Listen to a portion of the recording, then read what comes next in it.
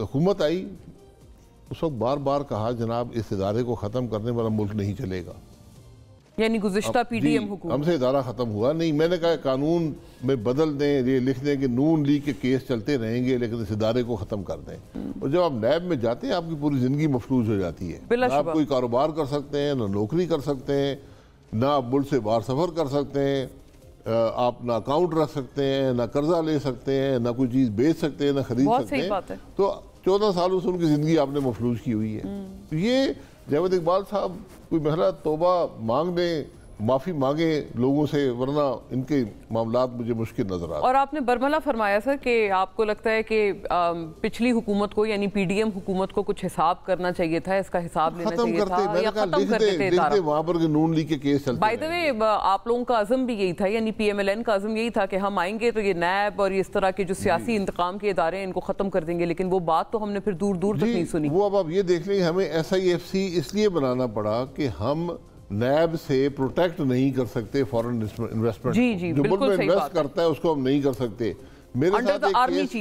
میرے ساتھ ایک کیس میں ایک صاحب ہیں جو پاکستان کی تاریخ کے سب سے بڑے انویسٹر ہیں.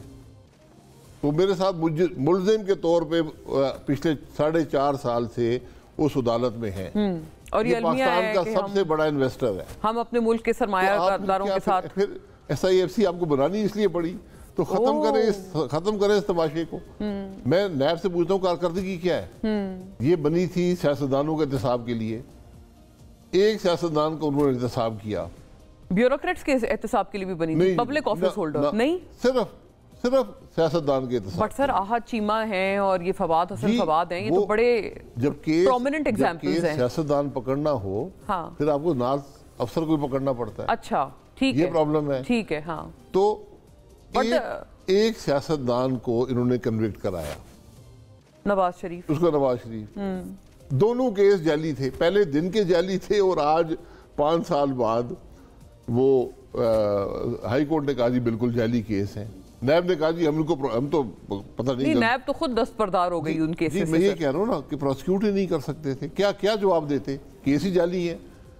تو پھر آپ سب نے کہا جی کہ میاں صاحب کو انصاف مل گیا.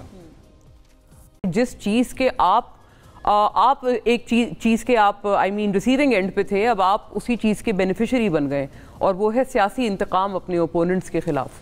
یہی چیز اب پی ٹی آئی کے ساتھ ہو رہی ہے اور اس کی direct beneficiary P M L N ہے. دیکھیں میرے کسی سے کوئی ڈفرنس نہیں ہے, میرا بالکل کسی سے کوئی ڈفرنس نہیں ہے. میں پی ایم ایل این میں 36واں سال ہے, میرا کوئی ڈفرنس نہیں ہے.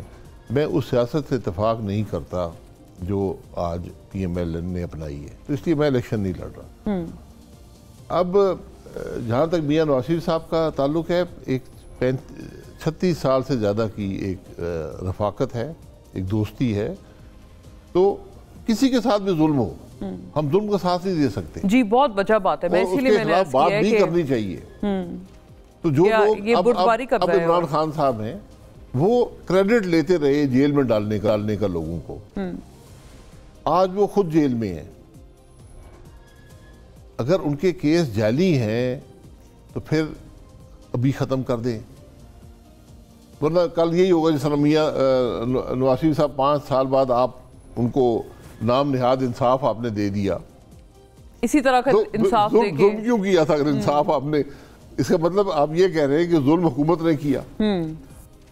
یہ چیزیں ہمیں ذرا سوچ سمجھ کے کام کرنے چاہیے. اب آپ الیکشن ہو رہا ہے, الیکشن اگر متنازع بن گیا, آپ سوچیں ملک میں کیا ہوگا.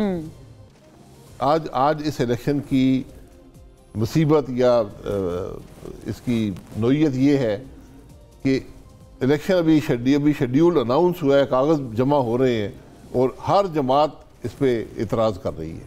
کوئی کہتا ہے ٹائم اور چاہیے, کوئی کہتا ہے لیول پلینگ فیلڈ چاہیے, کوئی کہتا ہے کوئی لاڈلا بن گیا ہے. یہ کون سا تماشا لگا ہوا ہے؟